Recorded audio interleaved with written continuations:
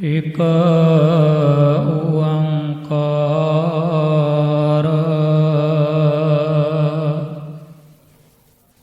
ਸਤਿਨਾਮ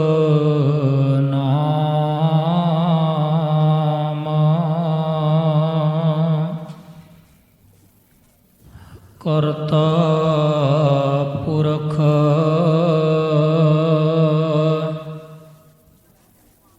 ਨਿਰਭਉ ਨਿਰਵੈਰ ਅਕਾਲ ਮੂਰਤ ਅਜੂਨੀ ਸਭੰ ਗੁਰ ਪ੍ਰਸਾਦ ਆਪੀਨੈ ਭੋਗ ਭੋਗ ਕੈ ਹੋਏ ਭਸਮੜ ਭਉਰ ਸਦਾਇਆ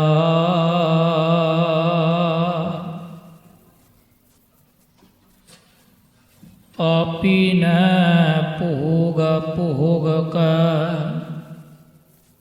ਹੋਏ ਭਸਮੜ ਭਉਰ ਸਦਾਇਆ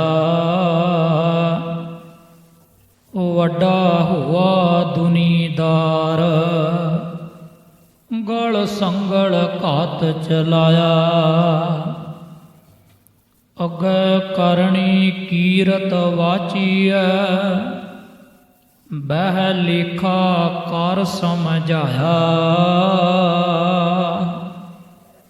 ਥਾਉ ਨਾ ਹੋਈ ਪੌਂਦਈ ਹੁਣ ਸੁਣੀਐ ਕਿਆ ਰੋਆਇਆ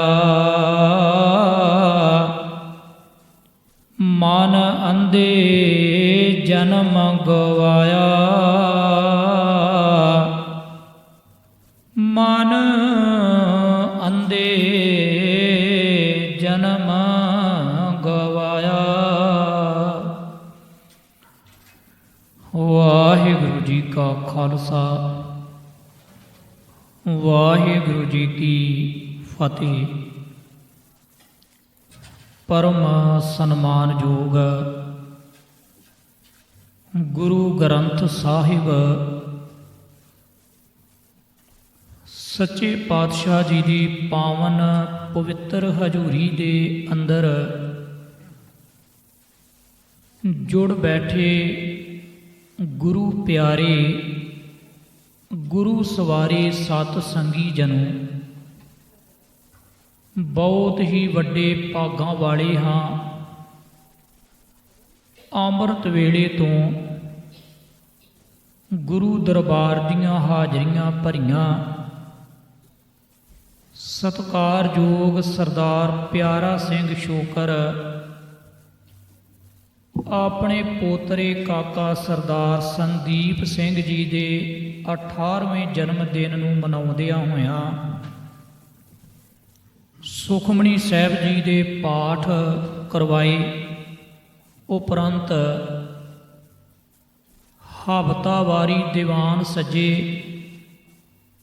ਹਜ਼ੂਰੀ ਰਾਗੀ ਜਥੇ ਪਾਸੋਂ ਰੱਬੀ ਬਾਣੀ ਦੇ ਰਸ ਭਿੰਨੇ ਸ਼ਬਦ ਕੀਰਤਨ ਸਰਵਣ ਕਰਕੇ ਲਾਹੇ ਪ੍ਰਾਪਤ ਕੀਤੇ ਆਪਾਂ ਸਾਰਿਆਂ ਨੇ। ਉਪਰੰਤ ਹੁਕਮ ਹੋਇਆ ਦਾਸ ਨੂੰ ਵੀ ਕੁਛ ਕੁ ਸਮਾਂ ਆਪਾਂ ਗੁਰਮਤਿ ਵਿਚਾਰਾਂ ਦੇ ਨਾਲ ਸਾਂਝ ਬਣਾਈਏ।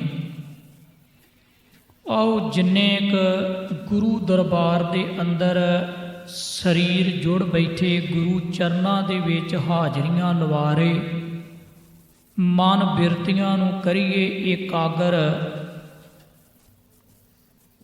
ਤੇ ਗੁਰੂ ਦੀ ਬਾਣੀ ਜੋ ਆਪਾਂ ਆਸਾ ਜੀ ਦੀ ਵਾਰ ਦੀ ਤੀਸਰੀ ਪੌੜੀ ਪੜ੍ਹੀ, ਇਸ ਪੌੜੀ ਦੀ ਆਪਾਂ ਅੱਜ ਵਿਚਾਰ ਕਰਾਂਗੇ ਸਾਰੇ ਰਲ ਮਿਲ ਕੇ। ਇੱਕ ਵਾਰੀ ਵਿਚਾਰ ਸਾਂਝੇ ਕਰਨ ਤੋਂ ਪਹਿਲਾਂ ਫਤਿਹ ਦੇ ਨਾਲ ਪਾਓ ਸਾਂਝ। ਆਖੋ ਜੀ ਵਾਹਿਗੁਰੂ ਜੀ ਕਾ ਖਾਲਸਾ ਵਾਹਿਗੁਰੂ ਜੀ ਕੀ ਫਤਿਹ। ਗੁਰੂ ਨਾਨਕ ਪਾਤਸ਼ਾਹ ਜੀ ਜਦੋਂ ਸੰਸਾਰ ਦੇ ਵਿੱਚ ਆਏ ਤੇ ਇਸ ਸੰਸਾਰ ਦੇ ਵਿੱਚ ਜਦੋਂ ਉਹਨਾਂ ਨੂੰ ਭਰਮਣ ਕਰਨ ਦਾ ਸਮਾਂ ਮਿਲਿਆ, ਜਿਨ੍ਹਾਂ ਨੂੰ ਆਪਾਂ 4 ਉਦਾਸੀਆਂ ਦਾ ਨਾਮ ਦਿੱਤਾ, ਗੁਰੂ ਨਾਨਕ ਪਾਤਸ਼ਾਹ ਜੀ ਨੇ ਗੁਰਬਾਣੀ ਦੇ ਵਿੱਚ ਇੱਕ ਗੱਲ ਸਪਸ਼ਟ ਕੀਤੀ ਵੀ ਇਸ ਸੰਸਾਰ ਦੇ ਵਿੱਚ, ਸਮੁੱਚੇ ਸਮਾਜ ਦੇ ਵਿੱਚ ਇੱਕ ਗੱਲ ਵੇਖਣ ਨੂੰ ਆਈ, ਜਿਹੜੀ ਹਰ ਇੱਕ ਖੇਤਰ ਦੇ ਵਿੱਚ, ਹਰ ਇੱਕ ਕੈਟਾਗਰੀ ਦੇ ਵਿੱਚ ਸੀ, ਅਗਿਆਨਤਾ ਤੇ ਝੂਠ ਦਾ ਪਸਾਰਾ। ਮਹਾਰਾਜ ਨੇ ਇਹ ਗੱਲ ਬੜੀ ਨੇੜੇ ਤੋਂ ਵੇਖੀ। ਜਦੋਂ ਵੀ ਕਿਸੇ ਬੰਦੇ ਦੇ ਅੰਦਰ ਕੋਈ ਖਿਆਲ ਆਉਂਦਾ ਨਾ, ਉਹ ਖਿਆਲ ਦੇ ਮੁਤਾਬਕ ਕਰਮ ਕਰਦਾ ਤੇ ਕਰਮ ਦੇ ਮੁਤਾਬਕ ਉਸ ਬੰਦੇ ਦਾ ਸੁਭਾਅ ਬਣ ਜਾਂਦਾ। ਉਹਦਾ ਬਣਿਆ ਹੋਇਆ ਸੁਭਾਅ ਜਦੋਂ ਪੱਕ ਜਾਂਦਾ ਤੇ ਉਹੀ ਉਹਦਾ ਧਰਮ ਬਣ ਜਾਂਦਾ। ਹੁਣ ਜਿਸ ਵੇਲੇ ਗੁਰੂ ਪਾਤਸ਼ਾਹ ਜੀ ਨੇ ਵੇਖਿਆ ਕਿ ਜੇ ਕਿਤੇ ਬੰਦੇ ਦੇ ਅੰਦਰ ਭੈੜੇ ਖਿਆਲ ਪੈਦਾ ਹੋ ਜਾਣ ਤੇ ਭੈੜੇ ਖਿਆਲਾਂ ਦੇ ਕਾਰਨ ਜੀਵਨ ਦੇ ਵਿੱਚ ਬਹੁਤ ਵੱਡੀ ਗਿਰਾਵਟ ਆ ਜਾਏਗੀ। ਖਿਆਲ ਉੱਚੇ ਹੋਣ ਤੇ ਜੀਵਨ ਉਚਾਈ ਵਾਲੇ ਪਾਸੇ, ਭਾਵ ਸਚਿਆਰ ਬਣਨ ਵਾਲੇ ਪਾਸੇ ਨੂੰ ਤੁਰ ਪਏਗਾ। ਜੀਵਨ ਸਚਿਆਰ ਹੋ ਜਾਏਗਾ। ਖਿਆਲਾਂ ਦਾ ਡਿੱਗ ਜਾਣਾ ਤੇ ਖਿਆਲਾਂ ਦਾ ਉੱਚਾ ਹੋਣਾ ਹੀ ਮਨੁੱਖੀ ਜੀਵਨ ਦੇ ਉੱਤੇ ਨਿਰਭਰ ਆ। ਗੁਰੂ ਨਾਨਕ ਪਾਤਸ਼ਾਹ ਜੀ ਨੇ ਮਨੁੱਖ ਦੀ ਹਾਲਤ ਨੂੰ ਬਹੁਤ ਨੇੜੇ ਤੋਂ ਵੇਖਿਆ ਵੀ ਸੰਸਾਰ ਦੇ ਅੰਦਰ ਇੱਕ ਉਹ ਲੋਕ ਆ ਜਿਹੜੇ ਧਾਰਮਿਕ ਆਗੂ ਆ, ਦੂਸਰੀ ਕੈਟਾਗਰੀ ਉਹ ਆ ਜਿਹੜੇ ਰਾਜਨੀਤਿਕ ਆਗੂ ਆ, ਤੇ ਤੀਸਰੀ ਸੰਸਾਰ ਦੇ ਵਿੱਚ ਉਹ ਲੋਕਾਂ ਦੀ ਗਿਣਤੀ ਆ ਜਿਹੜੀ ਪਬਲਿਕ, ਜਿਹਨੂੰ ਆਪਾਂ ਪਰਜਾ ਕਹਿ ਦਈਏ, ਪਰਜਾ ਦੇ ਰੂਪ ਦੇ ਵਿੱਚ ਲੋਕ ਰਹਿੰਦੇ ਆ। ਗੁਰੂ ਨਾਨਕ ਪਾਤਸ਼ਾਹ ਜੀ ਨੇ ਸਭ ਤੋਂ ਪਹਿਲਾਂ ਧਾਰਮਿਕ ਲੋਕਾਂ ਦੇ ਜੀਵਨ ਨੂੰ ਤੱਕਿਆ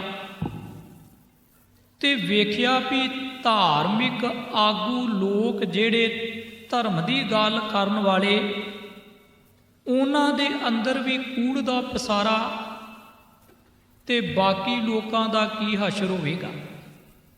ਆਖਰ ਧਾਰਮਿਕ ਬੰਦਾ, ਉਹਦੇ ਅੰਦਰ ਭੈੜੇ ਖਿਆਲ ਹੋਣ ਤੇ ਉਹ ਉੱਚੇ ਸੁੱਚੇ ਜੀਵਨ ਤੋਂ, ਕਰਦਾਰ ਤੋਂ ਗਿਰ ਜਾਏ, ਸੰਸਾਰ ਦੇ ਅੰਦਰ ਹਲਚਲੀ ਮਚ ਜਾਏਗੀ। ਦੂਸਰੀ ਗੱਲ ਗੁਰੂ ਪਾਤਸ਼ਾਹ ਨੇ ਵੇਖਿਆ ਵੀ ਰਾਜਨੀਤਿਕ ਆਗੂ, ਇਹਨਾਂ ਦੇ ਅੰਦਰ ਵੀ ਕੂੜ ਕੰਮ ਕਰ ਰਿਹਾ। ਇਹ ਮਨੁੱਖੀ ਕਦਰਾਂ ਤੇ ਕੀਮਤਾਂ ਤੋਂ ਬਹੁਤ ਦੂਰ ਚਲੇ ਜਾਂਦੇ ਆ। ਹੁਣ ਜਿਸ ਵੇਲੇ ਧਾਰਮਿਕ ਆਗੂ ਸਾਹਮਣੇ ਸੀ ਗੁਰੂ ਪਾਤਸ਼ਾਹ ਜੀ ਦੇ, ਤੇ ਧਾਰਮਿਕ ਆਗੂ ਧਰਮ ਦੇ ਨਾਂ ਤੇ ਲੁੱਟ ਰਿਹਾ ਤੇ ਰਾਜਨੀਤਿਕ ਬੰਦਾ ਆਪਣੀ ਤਾਕਤ ਦੇ ਆਸਰੇ ਤੇ ਡਰਾਵੇ ਦੇ ਨਾਲ ਲੁੱਟਣ ਦਾ ਯਤਨ ਕਰ ਰਿਹਾ ਸੀ। ਧਾਰਮਿਕ ਆਗੂ ਕਹਿ ਰਿਹਾ, ਮੈਂ ਤੁਹਾਡਾ ਅੱਗਾ ਸਵਾਰਨ ਵਾਸਤੇ ਬੈਠਾ, ਤੇ ਅੱਗਾ ਸਵਾਰਨ ਵਾਸਤੇ ਹਰ ਇੱਕ ਮਨੁੱਖ ਤਿਆਰ ਹੁੰਦਾ ਵੀ ਮੈਂ ਇੱਥੇ ਜੋ ਕੁਛ ਕਰ ਰਿਹਾ ਮੇਰਾ ਅੱਗਾ ਸਵਰ ਜਾਏ। ਅੱਗਾ ਸਵਾਰਨ ਵਾਸਤੇ ਧਰਮ ਦੇ ਨਾਂ ਦੇ ਉੱਤੇ ਕਈ ਤਰ੍ਹਾਂ ਦੇ ਲਾਲਚ ਪੈਦਾ ਹੋ ਜਾਂਦੇ ਆ।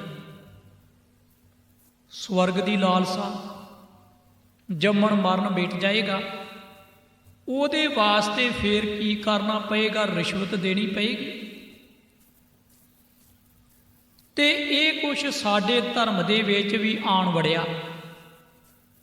ਗੁਰੂ ਗ੍ਰੰਥ ਸਾਹਿਬ ਪਾਤਸ਼ਾਹ ਨੂੰ ਮੱਥਾ ਟੇਕਣ ਵਾਲੀ ਕੌਮ ਵੀ ਕਰਮ ਕਾਂਡਾਂ ਦੇ ਵਿੱਚ ਆਣ ਫਸੀ।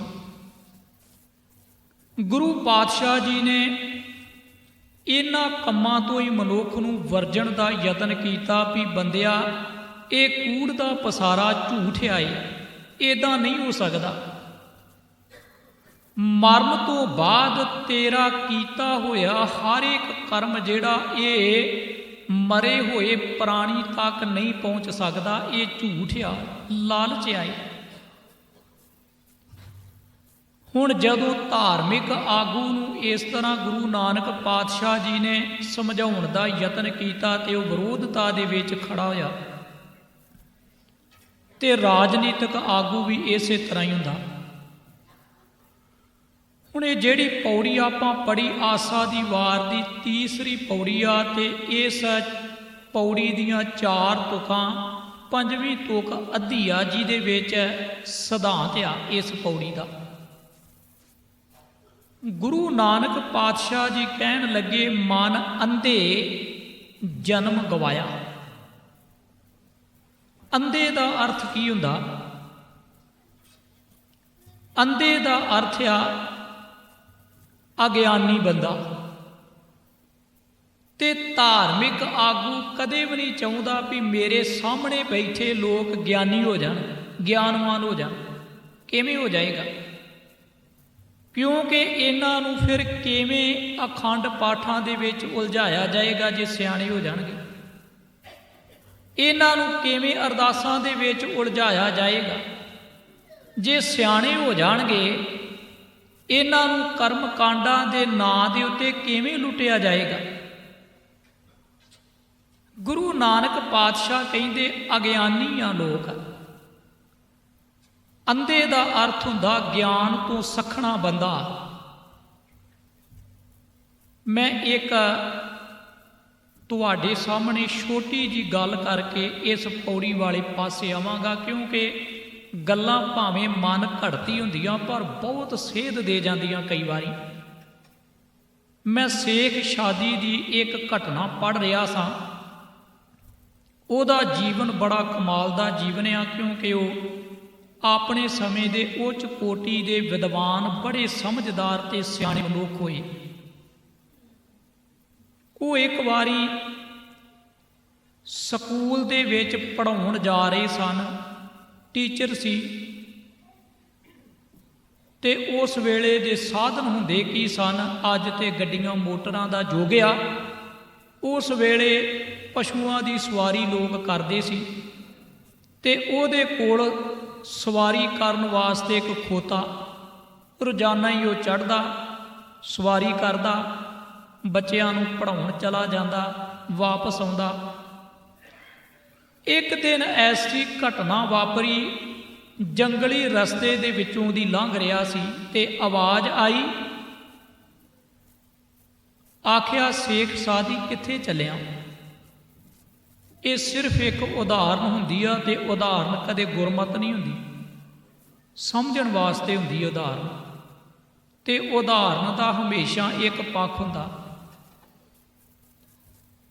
ਹੁਣ ਆਵਾਜ਼ ਸੁਣੀ ਸ਼ੇਖ ਸ਼ਾਦੀ ਨੇ। ਜਦੋਂ ਦੂਸਰੀ ਵਾਰੀ ਆਵਾਜ਼ ਆਈ ਤੇ ਉਹ ਚੁਕੰਨਾ ਹੋਇਆ ਤੇ ਪੁੱਛਦਾ ਵੀ ਕੌਣ ਆ?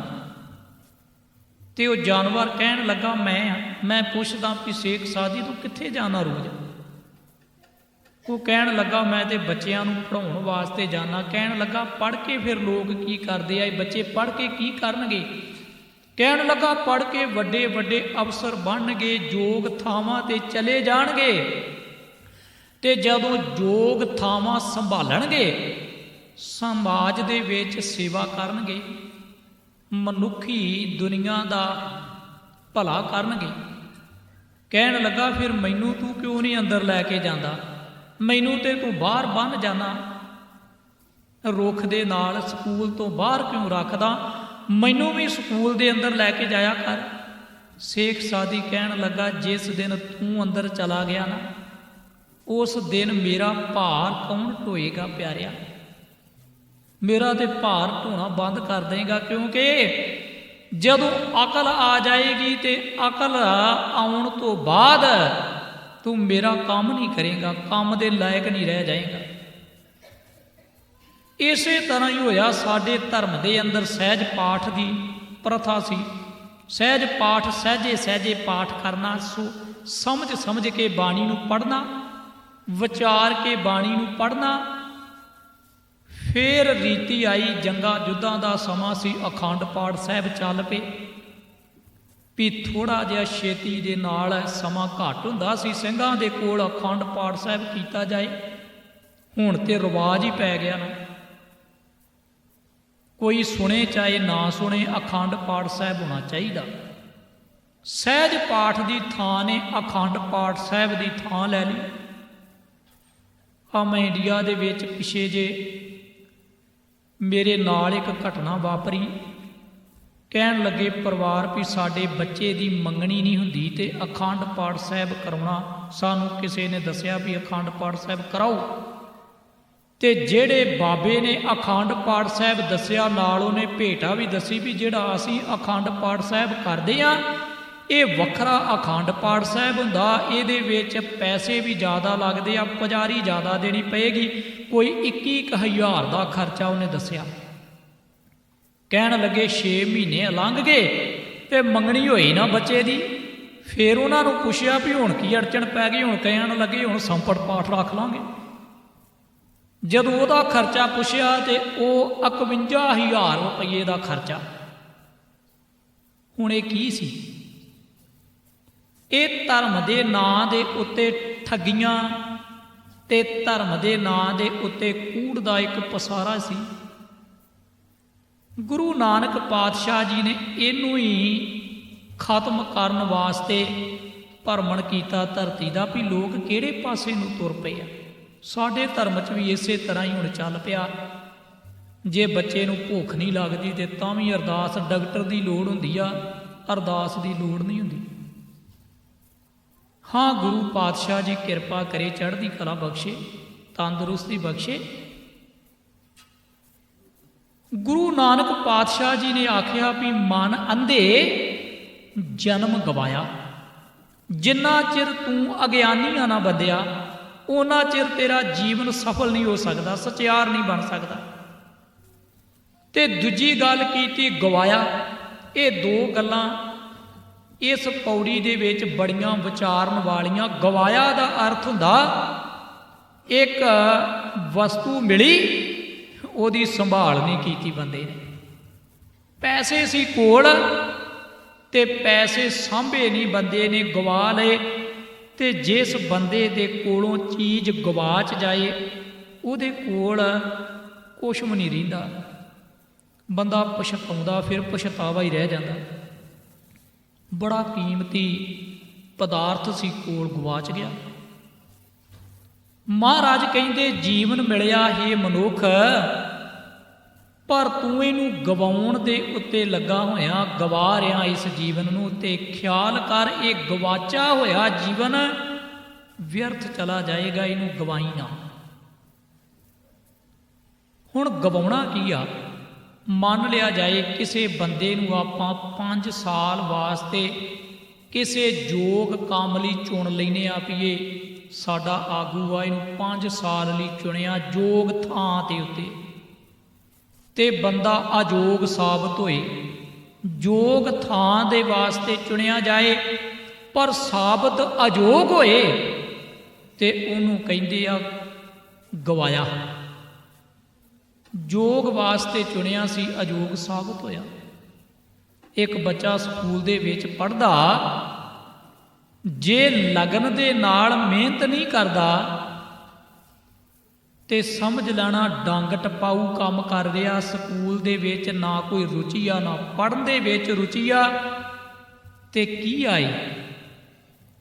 ਸਮੇਂ ਨੂੰ ਗਵਾ ਲੈਣਾ, ਜੀਵਨ ਨੂੰ ਗਵਾ ਲੈਣਾ। ਸਮਾਂ ਮਿਲਿਆ ਸੀ, ਗਵਾ ਲਿਆ ਬੰਦੇ ਨੇ। ਗੁਰੂ ਨਾਨਕ ਪਾਤਸ਼ਾਹ ਕਹਿੰਦੇ ਖਿਆਲ ਰੱਖ ਇਸ ਗੱਲ ਦਾ, ਇੱਕ ਤੇ ਜਿੰਨਾ ਚਿਰ ਤੇਰੇ ਅੰਦਰ ਗਿਆਨ ਨਹੀਂ, ਤੂੰ ਅਗਿਆਨੀ ਆ, ਉਹਨਾਂ ਚਿਰ ਪਿਆਰੇ ਇਹ ਜੀਵਨ ਸਚਿਆਰ ਨਹੀਂ ਬਣ ਸਕਦਾ। ਇਸ ਆਪਾਂ ਪਹਿਲੀ ਪੰਕਤੀ ਨੂੰ ਪਹਿਲਾਂ ਵਿਚਾਰਨ ਦਾ ਯਤਨ ਕਰਾਂਗੇ। ਆਪੀ ਨੇ ਭੋਗ ਭੋਗ ਕੈ ਹੋਏ ਭਸਮੜ ਭੌਰ ਸਦਾਇਆ। ਮਹਾਰਾਜ ਕਹਿੰਦੇ ਬੰਦਾ ਆਪਣੇ ਕਰਮ ਕਰਦਾ ਸੰਸਾਰ ਦੇ ਵਿੱਚ ਰਹਿ ਕੇ, ਭੋਗ ਭੋਗੇ,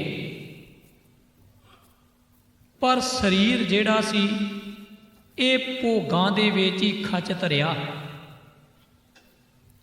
ਹੁਣ ਕਈ ਵਾਰੀ ਵੇਖਿਓ ਆਖਰ ਸਰੀਰ ਨੇ ਤੇ ਨਿਢਾਲ ਹੋ ਹੀ ਜਾਣਾ, ਸਰੀਰ ਨੇ ਨਿਰਬਲ ਹੋ ਹੀ ਜਾਣਾ। ਭੋਗ ਨਹੀਂ ਕਦੇ ਮੁੱਕਦੇ ਹੁੰਦੇ, ਪਦਾਰਥ ਕਦੇ ਨਹੀਂ ਮੁੱਕਦੇ। ਪਦਾਰਥ ਨਵੇਂ ਤੋਂ ਨਵਾਂ ਸਮਾਜ ਦੇ ਵਿੱਚ, ਸੰਸਾਰ ਦੇ ਵਿੱਚ ਪੈਦਾ ਹੁੰਦਾ ਜਾ ਰਿਹਾ, ਪਰ ਦੰਦ ਜਵਾਬ ਦੇ ਜਾਂਦੇ ਬੰਦੇ ਦੇ।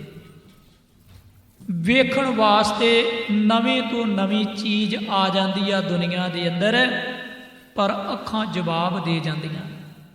ਸੁਣਨ ਵਾਸਤੇ ਨਵੇਂ ਤੋਂ ਨਵਾਂ ਰਾਗ ਆਉਂਦਾ, ਨਵੇਂ ਤੋਂ ਨਵਾਂ ਸੰਗੀਤ ਪੈਦਾ ਹੋ ਜਾਂਦਾ, ਪਰ ਕੰਨ ਨਹੀਂ ਸਾਥ ਦਿੰਦੇ ਬੰਦੇ ਦੇ। ਗੁਰੂ ਪਾਤਸ਼ਾਹ ਕਹਿੰਦੇ ਆ ਬੰਦਾ ਭੋਗ ਭੋਗਦਾ ਸੰਸਾਰ ਦੇ ਅੰਦਰ, ਪਰ ਆਖਰ ਭੋਗਾਂ ਨੂੰ ਭੋਗਦਾ ਹੋਇਆ ਸਰੀਰ ਨੂੰ ਖਤਮ ਕਰ ਲੈਂਦਾ। ਤੇ ਕਈ ਵਾਰੀ ਭੋਗ ਭੋਗਦਿਆਂ ਹੋਇਆਂ ਇਸ ਸਰੀਰ ਨੂੰ ਇੰਨਾ ਵਰਤਦਾ ਮਨੁੱਖ, ਤੇ ਗਲਤ ਪਾਸੇ ਕੀਤੀ ਹੋਈ ਵਰਤੋਂ ਹੀ ਸਰੀਰ ਦੀ ਸਮਝ ਲੈਣਾ ਜਨਮ ਨੂੰ ਗਵਾਉਣ ਵਾਲਾ ਕੰਮ ਹੈ। ਅੱਖਾਂ ਦੀ ਗਲਤ ਵਰਤੋਂ ਕਰਨੀ, ਕੰਨਾਂ ਦੀ ਗਲਤ ਵਰਤੋਂ ਕਰਨੀ, ਜ਼ਬਾਨ ਦੀ ਗਲਤ ਵਰਤੋਂ ਕਰਨੀ। ਬੰਦੇ ਨੂੰ ਕਿੰਨਾ ਸੋਹਣਾ ਸਰੀਰ ਗੁਰੂ ਸਾਹਿਬ ਨੇ ਦਿੱਤਾ ਸੀ, ਅੱਖਾਂ ਦਿੱਤੀਆਂ ਪਰ ਵਰਤਣੀਆਂ ਨਾ ਆਈਆਂ ਬੰਦੇ ਨੂੰ, ਤੇ ਕੀ ਹੋਇਆ? ਕੰਨ ਬੰਦੇ ਨੂੰ ਪਰਮਾਤਮਾ ਨੇ ਦਿੱਤੇ, ਵਰਤਣ ਦੀ ਜਾਚ ਨਾ ਆਈ ਤੇ ਸਾਰਾ ਕੁਝ ਗਵਾ ਬੈਠਾ। ਦੰਦ ਨਹੀਂ ਵਰਤਣੇ ਆਏ, ਕੰਨ ਨਹੀਂ ਵਰਤਣੇ ਆਏ, ਅੱਖਾਂ ਦੀ ਵਰਤੋਂ ਨਹੀਂ ਕਰਨੀ ਆਈ, ਸਰੀਰ ਨੂੰ ਵਰਤਿਆ, ਦੁਨੀਆ ਦੇ ਭੋਗ ਭੋਗੇ, ਤੇ ਆਖਰਕਾਰ ਇਹ ਸਰੀਰ ਨਕਾਰਾ ਹੋ ਗਿਆ ਤੇ ਖਤਮ ਹੋ ਗਿਆ। ਪਾਪੀ ਨੇ ਭੋਗ ਭੋਗ ਕੇ ਹੋਏ ਭਸਮਣ ਭੌਰ ਸਦਾਇਆ, ਭੌਰ ਤੇ ਚਲਾ ਗਿਆ, ਉਡਾਰੀ ਮਾਰ ਗਿਆ। ਭੋਗ ਭੋਗੇ ਸੰਸਾਰ ਦੇ ਵਿੱਚ ਮਨੁੱਖ ਨੇ, ਜੇ ਚੰਗੇ ਭੋਗੇ ਤੇ ਸਫਲ ਆ, ਮਾੜੇ ਭੋਗੇ ਭੋਗਣ ਦੀ ਜਾਚ ਨਹੀਂ ਆਈ ਤੇ ਜੀਵਨ ਬੜਾ ਗਿਰਾਵਟ ਦੇ ਵਿੱਚ ਜਾ ਡਿੱਗਾ। ਜੀਵਨ ਇੱਕ ਵੇਲ ਦੀ ਤਰ੍ਹਾਂ ਹੁੰਦਾ। ਕਈ ਵਾਰੀ ਆਪਾਂ ਵੇਖਦੇ ਹਾਂ ਘਰਾਂ ਦੇ ਵਿੱਚ ਵੇਲਾਂ ਲਾਈਆਂ ਹੁੰਦੀਆਂ, ਪਿੰਡਾਂ ਦੇ ਵਿੱਚ ਲੋਕ ਲਾਉਂਦੇ ਸਨ, ਤੇ ਵੇਲ ਕਿਸੇ ਨਾ ਕਿਸੇ ਸਹਾਰੇ ਦੇ ਉੱਤੇ ਵੱਧਦੀ ਆ। ਜੇ ਰੁੱਖ ਦੇ ਕੋਲ ਲਾ ਦਿਓਗੇ ਤੇ ਇਹਦਾ ਮੂੰਹ ਰੁੱਖ ਵਾਲੇ ਪਾਸੇ ਨੂੰ ਕਰ ਦਿਓ, ਰੁੱਖ ਦੀ ਟੀਸੀ ਦੇ ਉੱਤੇ, ਉਚਾਈ ਦੇ ਉੱਤੇ ਚਲੀ ਜਾਏਗੀ। ਜਿੰਨਾ ਰੁੱਖ ਉੱਚਾ ਉਨੀ ਇਹ ਉੱਚੀ ਚਲੀ ਜਾਣੀ। ਜੇ ਕਿਤੇ ਇਹ ਖੂਹ ਦੇ ਕੋਲ ਹੋਵੇ ਤੇ ਇਹਦਾ ਮੂੰਹ ਖੂਹ ਵਾਲੇ ਪਾਸੇ ਨੂੰ ਕਰ ਦਿਓ, ਥੱਲੇ ਤੱਕ ਚਲੀ ਜਾਏਗੀ, ਕਿਉਂਕਿ ਜਿਸ ਪਾਸੇ ਨੂੰ ਮੂੰਹ ਉਸੇ ਪਾਸੇ ਨੂੰ ਚਲੀ ਜਾਣਾ ਇਹਨੇ। ਭਾਵ ਗਿਰਾਵਟ ਵਾਲੇ ਪਾਸੇ ਵੀ ਚਲੀ ਗਈ ਤੇ ਉਚਾਈ ਵਾਲੇ ਪਾਸੇ ਵੀ ਚਲੀ ਗਈ, ਜਿੱਧਰ ਇਹਨੂੰ ਰਾਹ ਮਿਲਿਆ। ਜੇ ਕਿਤੇ ਰਾਹ ਨਾ ਮਿਲੇ ਤੇ ਫਿਰ ਉਲਝ ਜਾਂਦੀ ਹੈ ਉੱਥੇ ਗਜੀ, ਕਿਸੇ ਪਾਸੇ ਰਾਹ ਹੀ ਨਹੀਂ ਮਿਲਿਆ, ਰਸਤਾ ਹੀ ਨਹੀਂ ਮਿਲਿਆ। ਗੁਰੂ ਨਾਨਕ ਪਾਤਸ਼ਾਹ ਕਹਿੰਦੇ ਇਹ ਸਰੀਰ ਨੇ ਭੋਗ ਭੋਗੇ, ਸਰੀਰ ਨੂੰ ਆਪਾਂ ਵਰਤਿਆ। ਜਿਨ੍ਹਾਂ ਨੂੰ ਵਰਤਣ ਦੀ ਜਾਚ ਆਈ ਉਹਨਾਂ ਨੇ ਇਹਨੂੰ ਸਚਿਆਰ ਬਣਾ ਲਿਆ, ਜਿਨ੍ਹਾਂ ਨੂੰ ਵਰਤਣ ਦੀ ਜਾਚ ਨਹੀਂ ਆਈ ਉਹਨਾਂ ਨੇ ਵਿਅਰਥ ਗਵਾ ਲਿਆ। ਮਨ ਅੰਧੇ ਜਨਮ ਗਵਾਇਆ, ਕਿਉਂਕਿ ਇਹਦੇ ਇਸ ਪੌੜੀ ਦੇ ਵਿੱਚ ਅਖੀਰਲੀ ਜਿਹੜੀ ਤੁਕ ਆ, ਇਹਦਾ ਟੀਕਾ ਇਸ ਪੌੜੀ ਦਾ। ਹੁਣ ਭਸਮ, ਸਰੀਰ ਭਸਮ ਹੋ ਗਿਆ, ਸਰੀਰ ਖਤਮ ਹੋ ਗਿਆ ਤੇ ਭੌਰ ਉਡਾਰੀ ਮਾਰ ਗਿਆ। ਵੱਡਾ ਹੋਆ ਦੁਨੀਦਾਰ, ਗਲ ਸੰਗਲ ਘੱਤ ਚਲਾਇਆ। ਹੁਣ ਵੱਡਾ ਹੋਆ ਦੁਨੀਦਾਰ ਦਾ ਅਰਥ ਆਪਾਂ ਜਦੋਂ ਕਰਾਂਗੇ ਤੇ ਗੁਰੂ ਨਾਨਕ ਪਾਤਸ਼ਾਹ ਕਹਿੰਦੇ ਦੁਨੀਆਦਾਰੀ ਦੇ ਵਿੱਚ ਵੱਡਾ ਹੋਣ ਦਾ ਅਰਥ ਹੁੰਦਾ ਖਤਮ ਹੋ ਜਾਣਾ, ਮਰ ਜਾਣਾ। ਵੱਡਾ ਹੋ ਗਿਆ, ਖਤਮ ਹੋ ਗਿਆ, ਪਰ ਗਲ ਸੰਗਲ ਘੱਤ ਚਲਾਇਆ। ਤੇ ਡਾਕਟਰ ਸਾਹਿਬ ਸਿੰਘ ਜੀ ਕਹਿੰਦੇ ਵੀ ਇਹਨੂੰ ਸੰਗਲ ਪਾਏ ਗਏ, ਪਰ ਇੱਥੇ ਅਰਥ ਇਹ ਨਹੀਂਗਾ। ਮੈਂ ਬੇਨਤੀ ਕਰਾਂ, ਕਿਉਂਕਿ ਜਦੋਂ ਭੌਰ ਹੀ ਉੱਡ ਗਿਆ ਤੇ ਜਿਹੜੀ ਚੀਜ਼ ਸਾੜੀ ਗਈ, ਅੱਖਾਂ ਸਾੜੀ ਗਈਆਂ, ਕੰਨ ਸਾੜੀ ਗਏ, ਸਰੀਰ ਸੜ ਗਿਆ, ਕਿਉਂਕਿ ਸਰੀਰ ਤੇ ਰਹਿ ਹੀ ਨਹੀਂ ਗਿਆ, ਇਸ ਸੰਸਾਰ ਦੇ ਵਿੱਚ ਹੀ ਖਤਮ ਹੋ ਗਿਆ। ਸੰਸਾਰ 'ਚ ਹੀ ਪੈਦਾ ਹੋਇਆ ਸੀ, ਸੰਸਾਰ ਦੇ ਵਿੱਚ ਖਤਮ ਹੋ ਗਿਆ। ਪਰ ਸੰਗਲ ਕਿਹਨੂੰ ਪਾਇਆ? ਕਿਉਂਕਿ ਜਿਹੜੀ ਚੀਜ਼ ਦਿਖਾਈ ਨਹੀਂ ਦਿੰਦੀ ਉਹਨੂੰ ਸੰਗਲ ਕਿਵੇਂ ਪਾਇਆ ਜਾਏਗਾ? ਹੁਣ ਗੁਰੂ ਨਾਨਕ ਪਾਤਸ਼ਾਹ ਕਹਿੰਦੇ ਇਹ ਬੰਦਾ ਸੰਸਾਰ ਦੇ ਵਿੱਚ ਖਤਮ ਹੋ ਗਿਆ, ਪਰ ਆਖਰਕਾਰ ਇਹਦੇ ਜੀਵਨ ਦੇ ਵਿੱਚ ਜਿਹੜਾ ਹਉਮੈ ਦਾ ਸੰਗਲ ਪਿਆ ਸੀ ਨਾ, ਗਲ ਸੰਗਲ ਘਾਤ ਚਲਾਇਆ, ਉਹਦੇ ਮੁਤਾਬਕ ਹੀ ਚੱਲਦਾ ਰਿਹਾ। ਕਦੇ ਤੇ ਹਉਮੈ ਦਾ ਸੰਗਲ ਪੈ ਗਿਆ, ਕਦੇ ਜਾਤ ਦਾ ਸੰਗਲ ਪੈ ਗਿਆ, ਕਦੇ ਜਥੇਦਾਰੀ ਦਾ ਸੰਗਲ ਇਹਦੇ ਗਲ ਦੇ ਵਿੱਚ ਰਿਹਾ।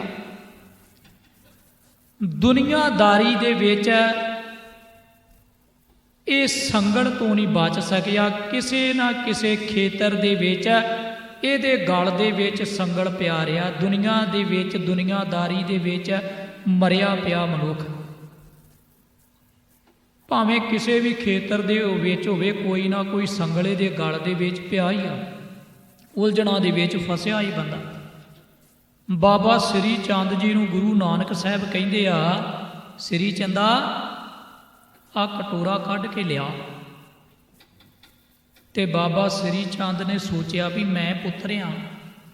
ਗੁਰੂ ਨਾਨਕ ਪਾਤਸ਼ਾਹ ਭਾਵੇਂ ਦੁਨੀਆ ਦੇ ਵਿੱਚ ਬੜੇ ਸਤਿਕਾਰਯੋਗ ਆ, ਲੋਕ ਇਹਨਾਂ ਨੂੰ ਰੱਬ ਮੰਨਦੇ ਆ, ਪਰ ਆਖਰ ਮੇਰੇ ਪਿਓ ਆ, ਪਿਓ ਪੁੱਤਰ ਦਾ ਰਿਸ਼ਤਾ ਹੀ ਉਹਦੇ ਗਲ ਦੇ ਵਿੱਚ ਸੰਗਲ ਸੀ। ਪਿਓ ਪੁੱਤਰ ਦੀ ਹਉਮੈ ਵਾਲਾ ਸੰਗਲ ਉਹਦੇ ਗਲ ਦੇ ਵਿੱਚ ਜਿਹੜਾ ਹਿੱਲਣ ਨਹੀਂ ਦਿੰਦਾ। ਉਹ ਕਹਿੰਦਾ ਇਹ ਸੇਵਾਦਾਰਾਂ ਦਾ ਕੰਮ ਹੁੰਦਾ। ਕਿਸੇ ਸੇਵਾਦਾਰ ਨੂੰ ਆਖੋ ਮੇਰਾ ਕੰਮ ਥੋੜ੍ਹੀ ਹੈ। ਗੁਰੂ ਨਾਨਕ ਪਾਤਸ਼ਾਹ ਜੀ ਕਈ ਬਚਨ ਕਰਦੇ ਆ, ਪਰ ਉਹਦੇ ਅੰਦਰ ਇੱਕ ਇਹ ਸੰਗਲ ਆ, ਪਿਓ ਪੁੱਤਰ ਦੀ ਹਉਮੈ ਵਾਲਾ ਸੰਗਲ, ਜਾਤ ਦੀ ਹਉਮੈ ਵਾਲਾ ਸੰਗਲ ਵੀ ਕੰਮ ਕਰਦਾ। ਅਮੀਰ ਹੋਣ ਦੀ ਹਉਮੈ ਦਾ ਸੰਗਲ ਵੀ ਬੰਦੇ ਦੇ ਅੰਦਰ ਕੰਮ ਕਰਦਾ। ਵੱਡਾ ਹੋਆ ਦੁਨੀਦਾਰ, ਗਲ ਸੰਗਲ ਘੱਤ ਚਲਾਇਆ। ਹੁਣ ਗੁਰੂ ਨਾਨਕ ਪਾਤਸ਼ਾਹ ਕਹਿੰਦੇ ਆ, ਜਦੋਂ ਸੰਸਾਰ ਦੇ ਵਿੱਚ ਇਸ ਤਰ੍ਹਾਂ ਦੀ ਹਾਲਤ ਹੋਵੇਗੀ, ਆਪਾਂ ਆਮ ਹੀ ਸਮਾਜ ਦੇ ਵਿੱਚ ਵੇਖਦੇ ਹਾਂ, ਗਰੀਬ ਇਸੇ ਕਰਕੇ ਹੀ ਮਾਰਿਆ ਜਾਂਦਾ। ਅਮੀਰ ਬੰਦਾ ਆਪਣੇ ਹਉਮੈ ਦੇ ਕਾਰਨ, ਨੱਕ ਨਮੂਜ ਦੇ ਕਾਰਨ, ਕਈ ਤਰ੍ਹਾਂ ਦੀਆਂ ਸਮਾਜ ਦੇ ਅੰਦਰ ਇਹੋ ਜਿਹੀਆਂ ਪਿਰਤਾਂ ਪਾ ਜਾਂਦਾ ਜਿਹੜੀਆਂ ਬੜੀਆਂ ਭੈੜੀਆਂ ਹੁੰਦੀਆਂ, ਜਿਹੜੀਆਂ ਕਿਸੇ ਕੰਮ ਦੀਆਂ ਨਹੀਂ ਹੁੰਦੀਆਂ, ਬੰਦੇ ਨੂੰ ਕਿਸੇ ਮੰਜ਼ਿਲ ਤੇ ਨਹੀਂ ਪਹੁੰਚਾਉਂਦੀਆਂ। ਐਸੀ ਪਿਰਤ ਪਾਈ ਜਾਂਦੀ ਹੈ। ਤੇ ਜਿਹੜੀ ਪਿਰਤ ਐਸੀ ਪੈ ਜਾਏ ਨਾ, ਜਿਹਦੇ ਵਿੱਚ ਰਸ ਕੋਈ ਨਾ ਹੋਵੇ, ਜਿਹੜੀ ਸਿਰਫ ਇੱਕ ਬਾਅਦ ਦੇ ਵਿੱਚ ਕਰਮ ਕਾਂਡ ਹੀ ਰਹਿ ਜਾਏ, ਇਹੋ ਜਿਹੀ ਪਿਰਤ ਬੰਦੇ ਦਾ ਕੱਖ ਨਹੀਂ ਸਵਾਰਦੀ। ਸੰਸਾਰ ਦੇ ਵਿੱਚ ਇਹ ਪਿਰਤਾਂ ਹੀ ਪੈ ਚੁੱਕੀਆਂ। ਹਰ ਇੱਕ ਪਿਰਤ ਧਰਮ ਦੇ ਅੰਦਰ, ਹਰ ਇੱਕ ਸਮਾਜ ਦੇ ਅੰਦਰ ਨਵੀਆਂ ਨਵੀਆਂ ਪਿਰਤਾਂ ਪੈ ਚੁੱਕੀਆਂ, ਅੱਜ ਵੀ ਪੈ ਗਈਆਂ, ਔਰ ਉਸ ਵੇਲੇ ਵੀ ਇਹ ਕੰਮ ਕਰਦੀਆਂ ਸਨ। ਤੇ ਗੁਰੂ ਨਾਨਕ ਸਾਹਿਬ ਨੇ ਬੜਾ ਸਾਦਾ ਤੇ ਸਿੱਧਾ ਜਿਹਾ ਰਸਤਾ ਮਨੁੱਖ ਨੂੰ ਦਿੱਤਾ। ਆਖਿਆ ਖਿਆਲ ਰੱਖ, ਜੇ ਇਸ ਰਸਤੇ ਤੇ ਚੱਲੇਗਾ ਕੋਈ ਮੁਸ਼ਕਲ ਨਹੀਂ ਆਏਗੀ। ਹੁਣ ਆਪਾਂ ਸਮਾਜ ਦੇ ਵਿੱਚ ਜਦੋਂ ਵੇਖਦੇ ਹਾਂ ਤੇ ਹਰ ਇੱਕ ਬੰਦਾ ਸਮਾਜ ਦਾ ਭਲਾ ਕਰਨਾ ਲੋਚਦਾ, ਵੀ ਮੈਂ ਕਿਸੇ ਨਾ ਕਿਸੇ ਢੰਗ ਦੇ ਨਾਲ ਭਲਾ ਕਰਾਂ, ਤੇ ਦੁਨੀਆ ਦੇ ਵਿੱਚ ਇਹ ਗੱਲ ਪ੍ਰਗਟ ਹੋਵੇ ਵੀ ਮੈਂ ਸੰਸਾਰ ਦੇ ਹਿੱਤ ਵਾਸਤੇ ਕੰਮ ਕਰ ਰਿਹਾ, ਮੈਂ ਤੇ ਭਲੇ ਲਈ ਕੰਮ ਕਰ ਰਿਹਾ। ਭਾਵੇਂ ਉਹਦੇ ਵਿੱਚ ਬੱਚੀਆਂ ਦੇ ਵਿਆਹ ਕਰਨ ਦਾ ਮਸਲਾ ਹੋਵੇ, ਤੇ ਭਾਵੇਂ ਉਹਦੇ ਵਿੱਚ ਕੋਈ ਹੋਰ ਧਾਰਮਿਕ ਮਸਲਾ ਹੋਵੇ, ਚਾਹੇ ਕੋਈ ਧਾਰਮਿਕ ਸਥਾਨ ਬਣਾਉਣ ਦਾ ਮਸਲਾ ਹੋਵੇ।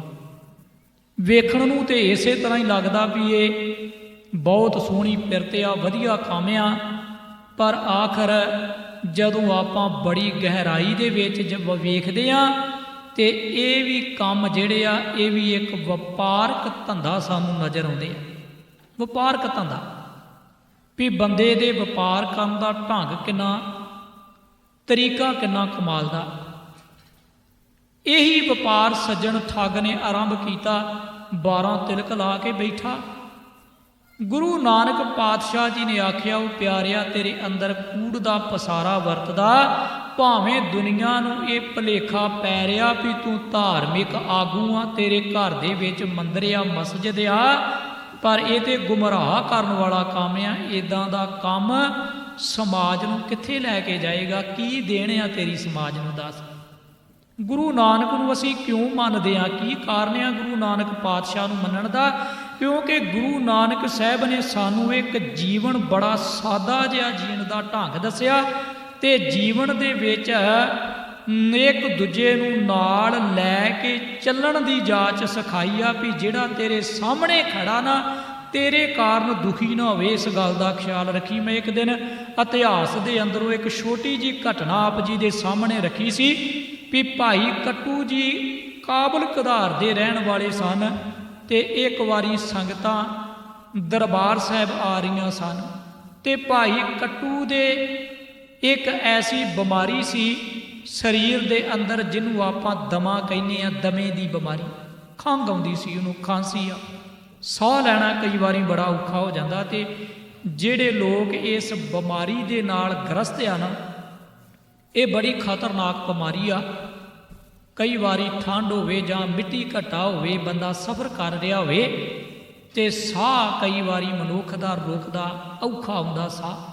ਭਾਈ ਕੱਟੂ ਜੀ ਨੇ ਸੋਚਿਆ ਵੀ ਸੰਗਤਾਂ ਅੰਮ੍ਰਿਤਸਰ ਨੂੰ ਜਾ ਰਹੀਆਂ, ਤੇ ਮੈਂ ਵੀ ਦਰਸ਼ਨ ਕਰਾਵਾਂ, ਸੰਗਤਾਂ ਦਾ ਸਹਿਯੋਗ ਆ ਮੇਰੇ ਨਾਲ, ਜੇ ਕੋਈ ਰਸਤੇ ਦੇ ਵਿੱਚ ਇੱਕ ਤਕਲੀਫ ਆਏਗੀ ਤੇ ਮੇਰੀ ਹੈਲਪ ਕਰਨ ਵਾਸਤੇ ਇਹ ਹੈ ਹੀ ਆ ਸਾਰੇ। ਹੁਣ ਉਹ ਤੁਰਿਆ, ਤੇ ਰਸਤੇ ਦੇ ਵਿੱਚ ਇੱਕ ਮੁਸ਼ਕਲ ਉਹਨੂੰ ਆਈ, ਉਹਦਾ ਸਾਹ ਜਿਹੜਾ ਰੁਕਣ ਲੱਗ ਪਿਆ। ਗਲੇ ਤੋਂ ਸਾਹ ਖਿੱਚ ਕੇ ਆਵੇ, ਤੇ ਸੰਗਤ ਦੇ ਵਿੱਚ ਇੱਕ ਮਨੁੱਖ ਮਹਾਰਾਜ ਵਾਸਤੇ ਸ਼ਹਿਦ ਲੈ ਕੇ ਆ ਰਿਹਾ ਸੀ। ਨਿੱਕੀਆਂ ਮੱਖੀਆਂ ਦਾ ਸ਼ਹਿਦ ਉਹਨੇ ਆਪਣੇ ਹੱਥੀਂ ਚੋਇਆ। ਉਹਦੇ ਮਨ ਦੇ ਵਿੱਚ ਸੀ ਵੀ ਮੈਂ ਗੁਰੂ ਪਾਤਸ਼ਾਹ ਜੀ ਨੂੰ ਅਰਪਣ ਕਰਨਾ, ਇਹ ਸ਼ਹਿਦ ਹੈ, ਗੁਰੂ ਤੋਂ ਸਿਵਾਏ ਹੋਰ ਕੋਈ ਟੱਚ ਨਾ ਕਰੇ, ਤੇ ਮੈਂ ਮਹਾਰਾਜ ਦੇ ਦਰ ਦੇ ਉੱਤੇ ਇਹ ਪਦਾਰਥ ਚੜਾਵਾਂ, ਤੇ ਗੁਰੂ ਖੁਸ਼ ਹੋ ਜਾਏ, ਪ੍ਰਵਾਨ ਹੋ ਜਾਏ ਮੇਰਾ ਪਦਾਰਥ। ਸ਼ਹਿਦ ਆ, ਬੜੀ ਭਾਵਨਾ ਦੇ ਨਾਲ ਉਹ ਲਿਆਇਆ। ਪਰ ਰਸਤੇ ਦੇ ਵਿੱਚ ਭਾਈ ਕੱਟੂ ਜੀ ਕਹਿੰਦੇ ਵੀ ਭਲਿਆ, ਮੈਂ ਬੜੀ ਤਕਲੀਫ ਦੇ ਵਿੱਚ ਆ, ਮੈਨੂੰ ਥੋੜਾ ਜਿਹਾ ਇਹ ਸ਼ਹਿਦ ਦੇ ਦੇ ਨਾ, ਮੇਰੀ ਤਕਲੀਫ ਹਟ ਜਾਏ। ਤੇ ਭਾਈ ਕੱਟੂ ਜੀ ਨੂੰ ਉਹ ਸਿੱਖ ਕਹਿਣ ਲੱਗਾ, ਤੈਨੂੰ ਪਤਾ ਨਹੀਂ, ਇਹ ਗੁਰੂ ਦੀ ਭੇਟਾ ਲੈ ਕੇ ਚੱਲਿਆ ਮੈਂ। ਜਿਹੜੀ ਚੀਜ਼ ਗੁਰੂ ਦੀ ਭੇਟਾ ਕਰਨੀ ਆ, ਉਹ ਰਾਹ ਦੇ ਵਿੱਚ ਕਿਸੇ ਨੂੰ ਦਿੱਤੀ ਜਾ ਸਕਦੀ? ਇਹ ਕਿਵੇਂ ਹੋ ਸਕਦਾ? ਗੁਰੂ ਦੀ ਨਰਾਦਰੀ ਕਰਾਂ? ਗੁਰੂ ਦਾ ਪਦਾਰਥ ਤੈਨੂੰ ਕਿਵੇਂ ਦਿੱਤਾ ਜਾ ਸਕਦਾ ਹੈ? ਹੁਣ ਉਹ ਸਿੱਖ ਨੇ ਤਕਲੀਫ ਨਹੀਂ ਵੇਖੀ, ਮੁਸ਼ਕਲ ਨਹੀਂ ਵੇਖੀ, ਤੇ ਗੁਰੂ ਲਈ ਪਦਾਰਥ ਲੈ ਕੇ ਅੰਮ੍ਰਿਤਸਰ ਪਹੁੰਚਿਆ।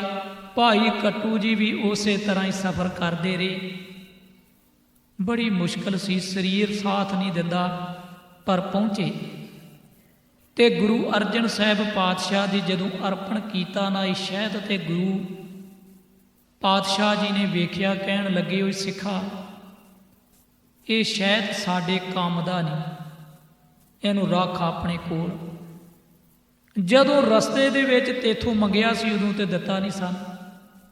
ਕਿਸੇ ਸਿੱਖ ਨੇ ਦੱਸਿਆ ਵੀ ਪਾਤਸ਼ਾਹ, ਭਾਈ ਕੱਟੂ ਜੀ ਬੜੇ ਬਿਮਾਰ ਹੋ ਗਏ ਰਸਤੇ ਦੇ ਵਿੱਚ। ਇਹ ਸਿੱਖ ਤੇ ਇੰਨਾ ਕੱਟੜ ਸਿੱਖ ਆ, ਇੰਨਾ ਸਿਦਕੀ ਸਿੱਖ, ਇੰਨਾ ਪ੍ਰੇਮੀ ਸਿੱਖ, ਇਹਨੇ ਤੇ ਰਾਹ ਦੇ ਵਿੱਚ ਭਾਈ ਕੱਟੂ ਨੂੰ ਹੱਥ ਨਹੀਂ ਲਾਉਣ ਦਿੱਤਾ। ਮਹਾਰਾਜ ਕਹਿੰਦੇ ਫਿਰ ਸਾਡੇ ਕੰਮ ਦਾ ਵੀ ਨਹੀਂ ਹੈ। ਗੁਰੂ ਅਰਜਨ ਸਾਹਿਬ ਪਾਤਸ਼ਾਹ ਕਹਿਣ ਲੱਗੇ, ਭਲਿਓ ਇਹੀ ਕੁਛ ਤੇ ਅਸੀਂ ਸਿਖਾਉਣਾ ਚਾਹੁੰਦੇ ਆ। ਜੇ ਰਸਤੇ ਦੇ ਵਿੱਚ ਇੱਕ ਬੰਦੇ ਦੀ ਤਕਲੀਫ ਦੂਰ ਹੁੰਦੀ ਸੀ ਨਾ, ਤੇ ਇਹੀ ਗੁਰੂ ਦੀ ਸਿੱਖਿਆ, ਕਿਉਂਕਿ ਇੱਕ ਮਨੁੱਖ ਦੀ ਹੈਲਪ ਕਰਨੀ, ਇੱਕ ਮਨੁੱਖ ਦੇ ਕੰਮ ਆਉਣਾ ਹੀ ਅਸਲ ਦੇ ਵਿੱਚ ਗੁਰੂ ਦੀ ਸੇਵਾ।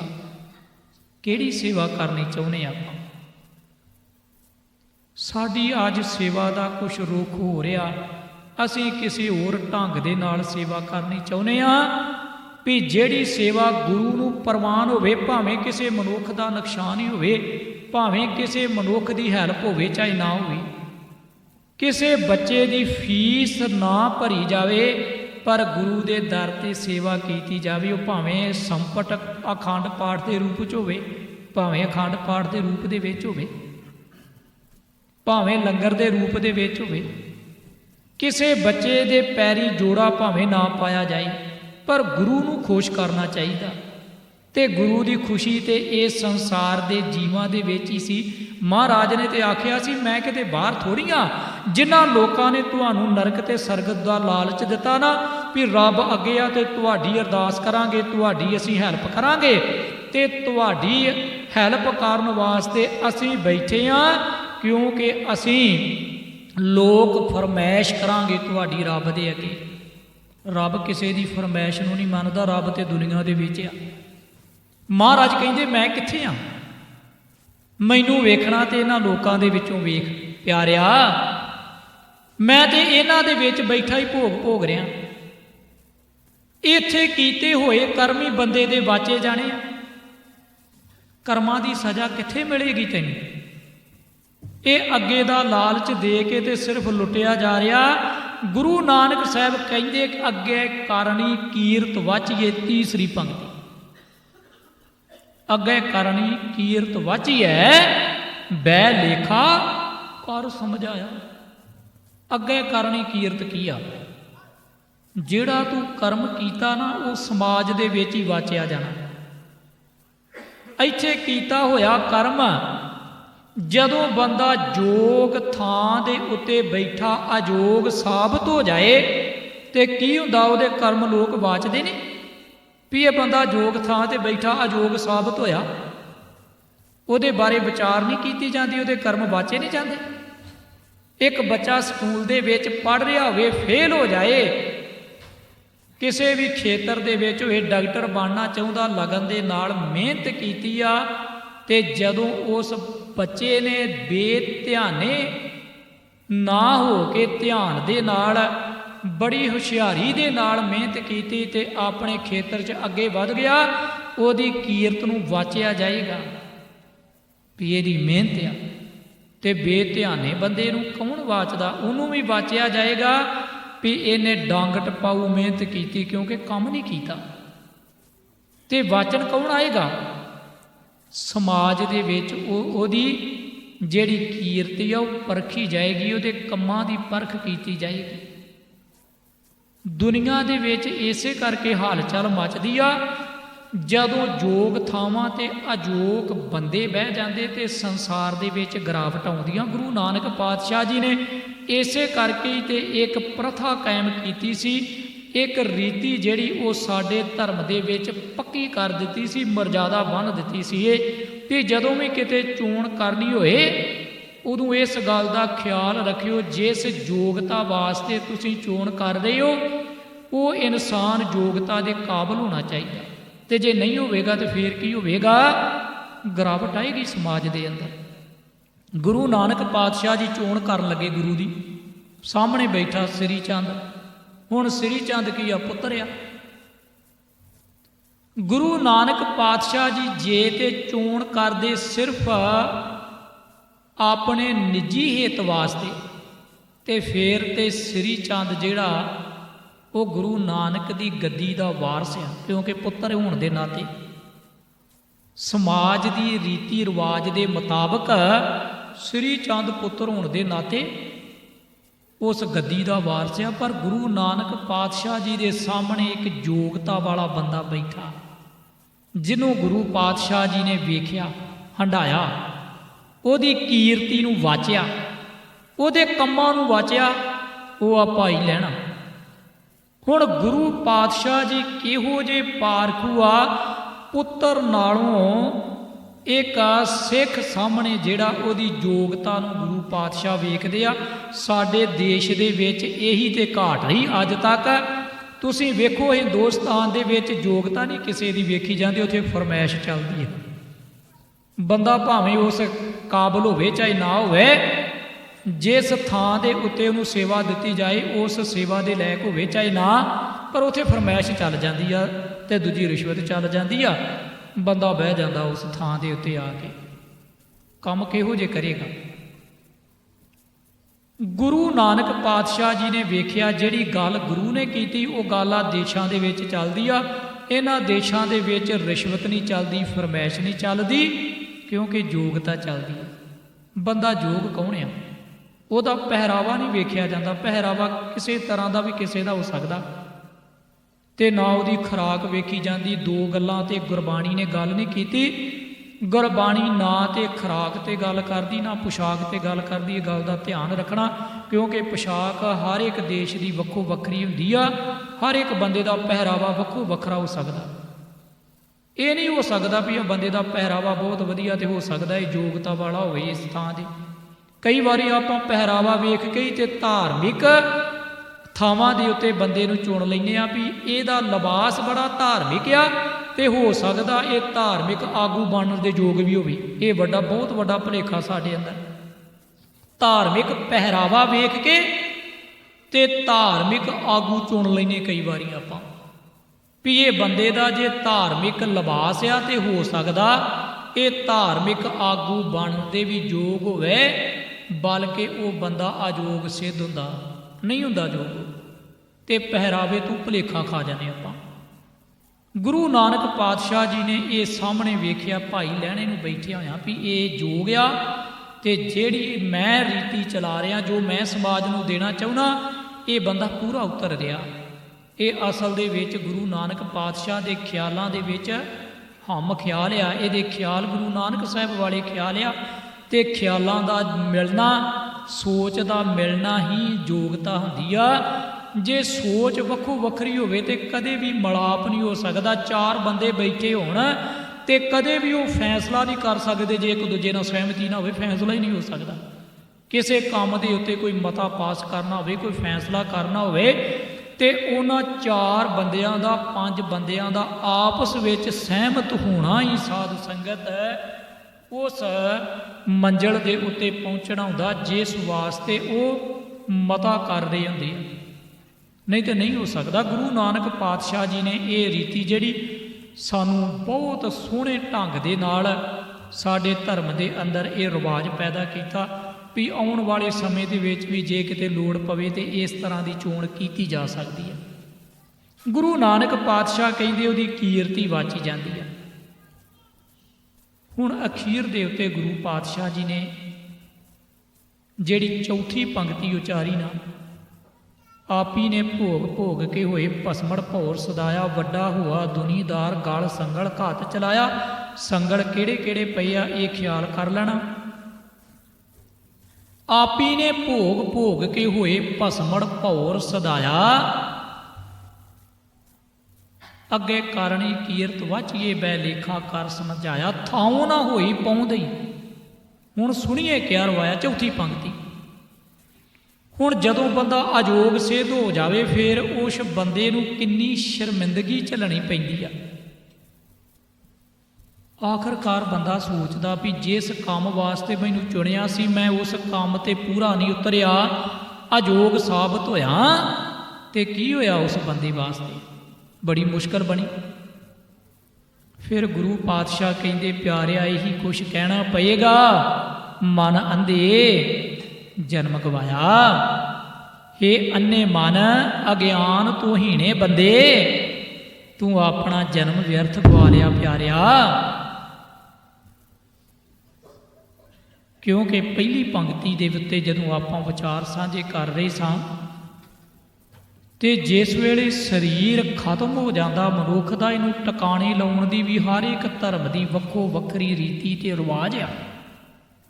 ਗੁਰੂ ਨਾਨਕ ਪਾਤਸ਼ਾਹ ਕਹਿੰਦੇ ਇੱਕ ਦੱਜੇ ਇੱਕ ਦੱਬੀਐ, ਇੱਕ ਨਾ ਕੁੱਤੇ ਖਾਏ, ਇੱਕ ਪਾਣੀ ਵਿੱਚ ਉਹ ਸੱਟੀਐ, ਇੱਕ ਭੀ ਹੱਸਣ ਪਾਏ। ਹੁਣ ਦੁਨੀਆ ਦੇ ਵਿੱਚ ਵੱਖੋ ਵੱਖਰਾ ਰਿਵਾਜ ਹੀ ਆ ਨਾ। ਕਈਆਂ ਨੇ ਦੱਬਣ ਦਾ ਰਿਵਾਜ ਬਣਾਇਆ ਵੀ ਸਰੀਰ ਨੂੰ ਦੱਬ ਦਿਓ, ਕਈਆਂ ਨੇ ਸਾੜਨ ਦਾ, ਸਰੀਰ ਨੂੰ ਟਿਕਾਣੇ ਲਾਉਣਾ। ਹਰ ਇੱਕ ਤਰ੍ਹਾਂ ਦੇ ਨਾਲ ਇੱਕੋ ਜਿਹਾ ਹੀ ਆ, ਕੋਈ ਫਰਕ ਨਹੀਂ ਪੈਂਦਾ ਸਰੀਰ ਨੂੰ। ਸਰੀਰ ਨੂੰ ਭਾਵੇਂ ਤੁਸੀਂ ਸਾੜ ਦਿਓ ਤੇ ਸਰੀਰ ਨੂੰ ਭਾਵੇਂ ਦੱਬ ਦਿਓ, ਭਾਵੇਂ ਸਰੀਰ ਨੂੰ ਪਾਣੀ ਦੇ ਵਿੱਚ ਰੋੜ ਦਿਓ, पर ਜਿਹੜੇ ਵਹਿਮ ਅਸੀਂ ਪਾਲ ਕੇ ਬੈਠੇ ਹਾਂ ਨਾ ਵੀ ਸ਼ਾਇਦ ਦੱਬਿਆਂ ਸਰੀਰ ਦਾ ਪਾਰ ਉਤਾਰਾ ਹੋ ਜਾਏ। ਮਹਾਰਾਜ ਤੇ ਪਹਿਲੀ ਪੰਕਤੀ ਦੇ ਵਿੱਚ, ਕਿਉਂਕਿ ਮੈਂ ਇਸ ਕਰਕੇ ਗੱਲ ਕੀਤੀ ਵੀ ਅੱਜ ਸਾਡੇ ਅੰਦਰ ਇਹ ਵੀ ਇੱਕ ਬੜੇ ਝਗੜੇ ਖਲੇ ਹੋਏ ਪਏ ਆ ਵੀ ਕੀ ਕਰਨਾ ਚਾਹੀਦਾ। ਸਰੀਰ ਤੇ ਸੜ ਗਿਆ, ਸਰੀਰ ਦੇ ਫੁੱਲਾਂ ਦਾ ਕੀ ਕਰੀਏ, ਹੱਡੀਆਂ ਦਾ ਕੀ ਕੀਤਾ ਜਾਏ, ਜਿਹੜੀਆਂ ਅਸਥੀਆਂ ਉਹਨਾਂ ਦਾ ਕੀ ਕੀਤਾ ਜਾਏ। ਕਈ ਵਾਰੀ ਤੇ ਇਸ ਤਰ੍ਹਾਂ ਹੋ ਜਾਂਦਾ ਵੀ ਜੇ ਇਹਨਾਂ ਅਸਥੀਆਂ ਨੂੰ ਚੁਣ ਕੇ ਕਿਸੇ ਚੰਗੀ ਥਾਂ ਦੇ ਉੱਤੇ ਪਾਇਆ ਜਾਏ ਤੇ ਹੋ ਸਕਦਾ ਬੰਦੇ ਦਾ ਪਾਰ ਉਤਾਰਾ ਹੋ ਜਾਏ, ਜਾਂ ਕਿਸੇ ਇਹੋ ਜਿਹੀ ਥਾਂ ਦੇ ਉੱਤੇ ਲਿਜਾਇਆ ਜਾਏ। ਪਰ ਗੁਰੂ ਨਾਨਕ ਪਾਤਸ਼ਾਹ ਕਹਿੰਦੇ ਜਦੋਂ ਸਰੀਰ ਸਾੜੀ ਗਿਆ, ਸੜਨ ਦੇ ਵੱਖੋ ਵੱਖਰੇ ਤਰੀਕੇ ਆ ਇਹਨੂੰ ਟਿਕਾਣੇ ਲਾਉਣ ਦੇ। ਕਈਆਂ ਨੇ ਪਾਣੀ ਦੇ ਵਿੱਚ ਰੋੜਨਾ ਕੀਤਾ, ਕਈਆਂ ਨੇ ਦੱਬ ਦਿੱਤਾ, ਕਈਆਂ ਨੇ ਸਾੜ ਦਿੱਤਾ। ਪਿਆਰਿਆ ਭੌਰ ਉਡਾਰੀ ਮਾਰ ਗਿਆ, ਤੂੰ ਇਹਨੂੰ ਜੋ ਮਰਜ਼ੀ ਕਰ, ਅਸਲ ਦੇ ਵਿੱਚ ਕੋਈ ਫਰਕ ਨਹੀਂ ਪੈਣਾ। ਇਹਨੂੰ ਧਰਮ ਦੇ ਨਾਲ ਨਾ ਜੋੜ। ਜਿਹੜੇ ਪਾਰਸੀ ਲੋਕ ਆ ਉਹ ਸੁੱਕੇ ਖੂਹ ਦੇ ਉੱਤੇ ਰੱਖ ਦਿੰਦੇ ਆ, ਉਹਨਾਂ ਨੂੰ ਇੱਲਾਂ ਤੇ ਗਿਰਝਾਂ ਖਾ ਜਾਂਦੀਆਂ, ਸਰੀਰ ਨੂੰ ਪਿੰਜਰ ਰਹਿ ਜਾਂਦਾ।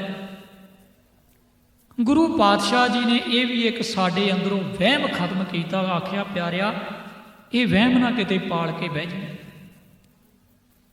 ਤੇ ਸਾਡੇ ਅੰਦਰ ਇਹ ਵਹਿਮ ਕੰਮ ਕਰਦੇ ਆ, ਚਾਹੇ ਵਿਆਹ ਹੋਵੇ ਤੇ ਚਾਹੇ ਮ੍ਰਿਤਕ ਹੋਵੇ। ਦੋ ਕੰਮ ਬਹੁਤ ਜ਼ਿਆਦਾ ਜਿਹੜੇ ਬੜੀ ਘੁਸਪੈਠ ਹੋ ਗਈ ਕਰਮਕਾਂਡਾਂ ਦੀ। ਇਹ ਦੋ ਕੰਮਾਂ ਦੇ ਉੱਤੇ ਸਾਡੇ ਸਿੱਖਾਂ ਦੇ ਘਰਾਂ ਦੇ ਅੰਦਰ ਬੜੇ ਕਰਮਕਾਂਡ ਵੇਖਣ ਨੂੰ ਮਿਲਦੇ ਆ ਵੀ ਮ੍ਰਿਤਕ ਪ੍ਰਾਣੀ ਦੇ ਨਵੇਤ ਅਖੰਡ ਪਾਠ ਤੇ ਅਖੰਡ ਪਾਠ ਤੋਂ ਬਾਅਦ ਬਿਸਤਰਾ, ਮੰਜਾ, ਭਾਂਡੇ, ਇਹ ਸਾਰਾ ਕੁਛ ਹੀ ਇੱਕ ਬਹੁਤ ਵੱਡੀ ਭਰਮ ਦੀ ਤੇ ਕਰਮਕਾਂਡ ਦੀ ਨਿਸ਼ਾਨੀ ਸੀ, ਜਿਹਦੇ ਤੋਂ ਗੁਰੂ ਨਾਨਕ ਸਾਹਿਬ ਕੱਢ ਕੇ ਗਏ ਸੀ। ਪਰ ਇਹ ਆਣ ਬੜੇ ਵਿਆਹਾਂ ਦੇ ਵਿੱਚ ਵੀ ਇਸ ਤਰ੍ਹਾਂ ਦੇ ਕਰਮਕਾਂਡ ਸਾਡੇ ਅੰਦਰ ਆਣ ਬੜੇ, ਜਿਨ੍ਹਾਂ ਦਾ ਸਾਡੇ ਧਰਮ ਦੇ ਨਾਲ ਕਿਤੇ ਦੂਰ ਦਾ ਵੀ ਸੰਬੰਧ ਨਹੀਂ ਸੀ, ਉਹ ਆਪਾਂ ਅੱਜ ਕਰ ਰਹੇ ਹਾਂ।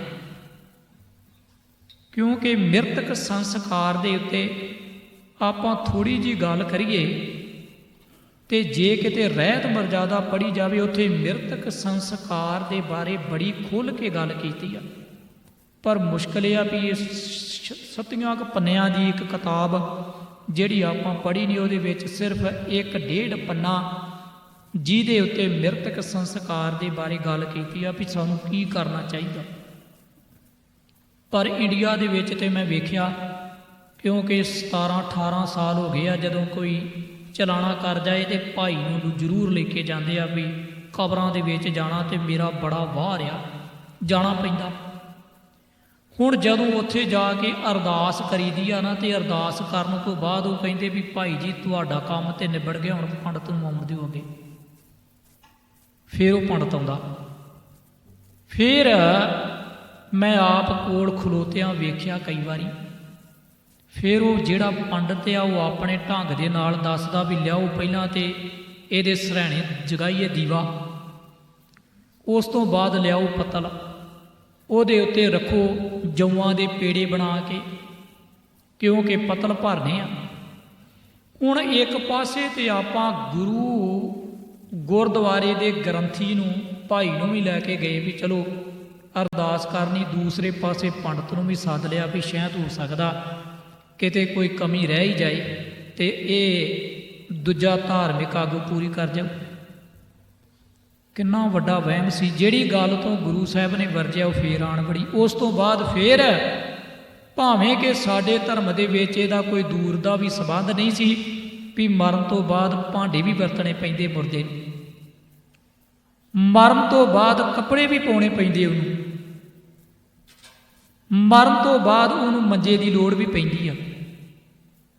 ਪਰ ਇਹ ਆਣ ਬੜੀ ਨਾ ਸਾਡੇ ਅੰਦਰ ਗੱਲ, ਕਿਉਂਕਿ ਧਾਰਮਿਕ ਆਗੂ ਨੇ ਵੇਖਿਆ ਵੀ ਇਹ ਜਿੰਨੇ ਬੈਠੇ ਆ ਇਹਨਾਂ ਦੇ ਅੰਦਰ ਤੇ ਗਿਆਨ ਹੀ ਕੋਈ ਨਹੀਂ। ਇਹਨਾਂ ਨੂੰ ਤਾਂ ਮੈਂ ਹੀ ਦੱਸਣਾ ਨਾ ਵੀ ਤੁਹਾਡੇ ਬਾਪੂ ਨੂੰ ਮੈਂ ਕੱਲ੍ਹ ਵੇਖਿਆ ਉਹ ਤੇ ਨੰਗਾ ਹੀ ਸੀ, ਕੱਪੜੇ ਆਏ ਨਹੀਂ ਉਹਦੇ ਗਲ, ਮੈਨੂੰ ਮਿਲਿਆ ਉਹ।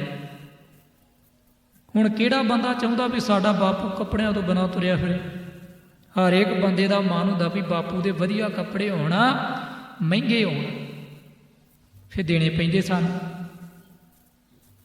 ਤੇ ਜਿਹੜੇ ਬੰਦੇ ਨੇ ਆਖਿਆ ਹੁੰਦਾ ਉਹ ਠੇਕਾ ਚੁੱਕ ਲੈਂਦਾ ਵੀ ਪਹੁੰਚਾਊਂ ਮੈਂ।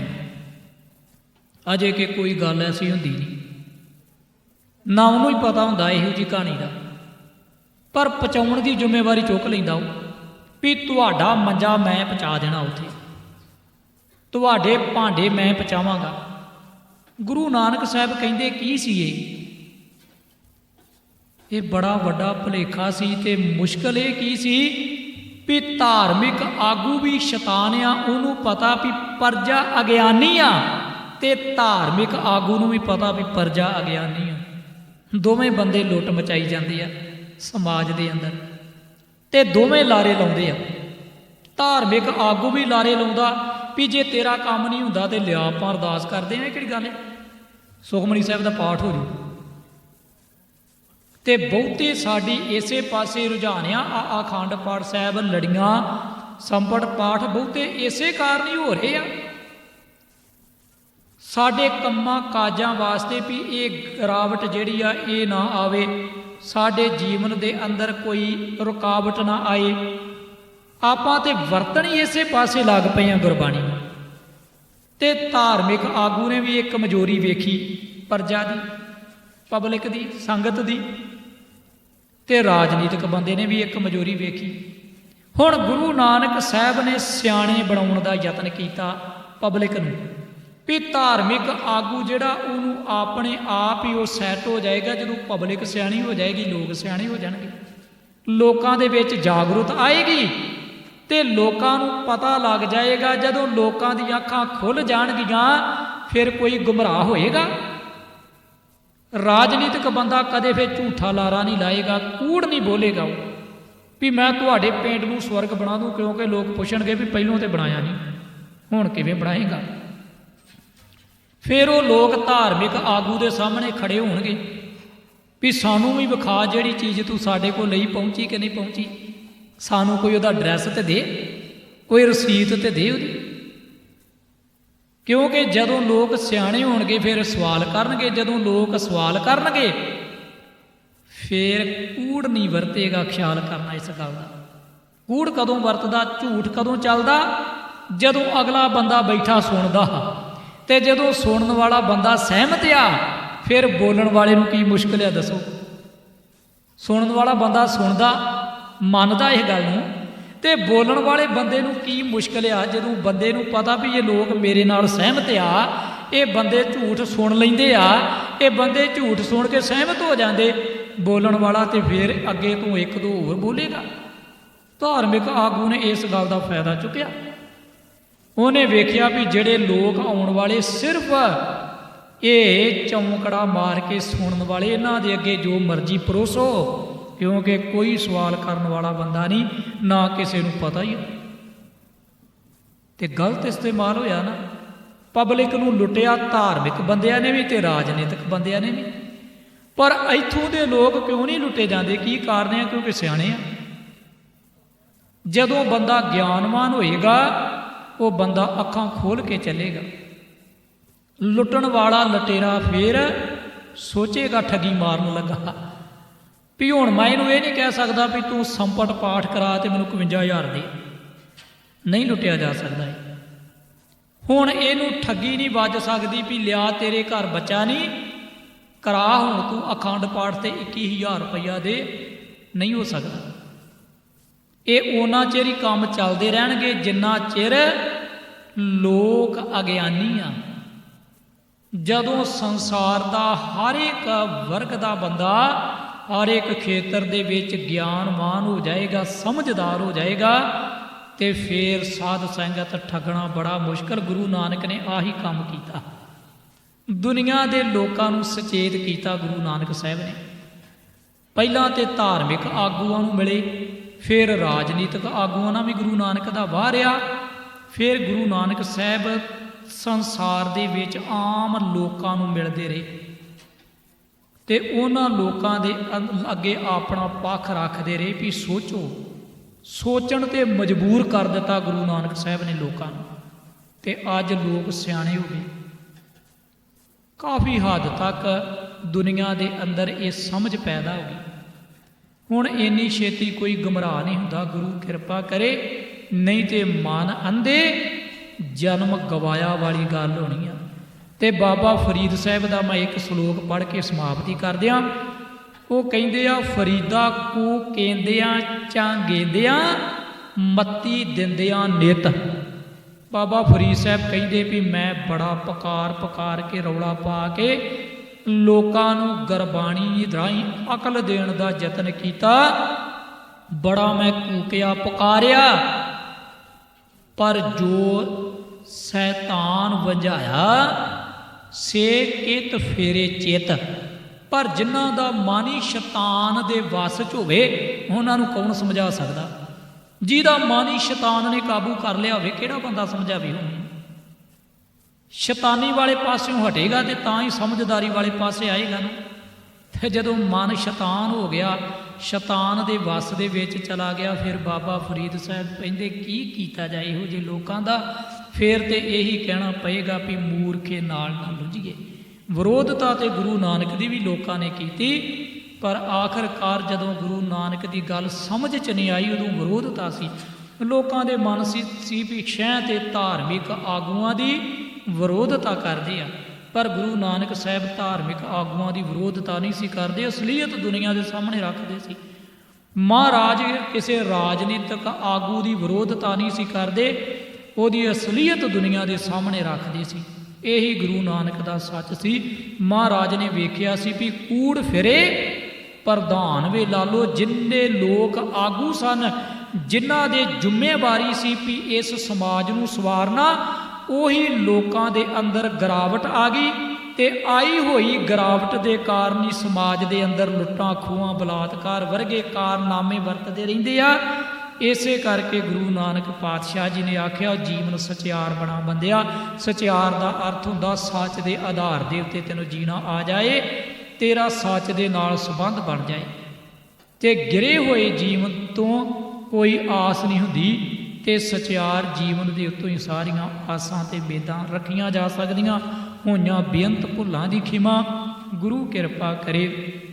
इस तरह आपां गुरबाणी आप पढ़िए, गुरबाणी नूं समझिए, ते गुरु नानक पातशाह जी के दिते हुए सिद्धांत के उत्ते पहरा देने का यत्न करिए। साध संगत जी बुलाओ फतेह। आओ हुण साडे आउण वाले जिहड़े रोजाना ही छोटे छोटे बच्चे हफ्तावारी कीर्तन करते, इन्हां दे बारे साडे सैकटरी साहब दसणगे, बच्चे हाज़री भरनगे, आउण वाले प्रोग्राम बारे भी दस्सिया जाएगा जी। वाहिगुरू जी का खालसा, वाहिगुरू जी की फतेह।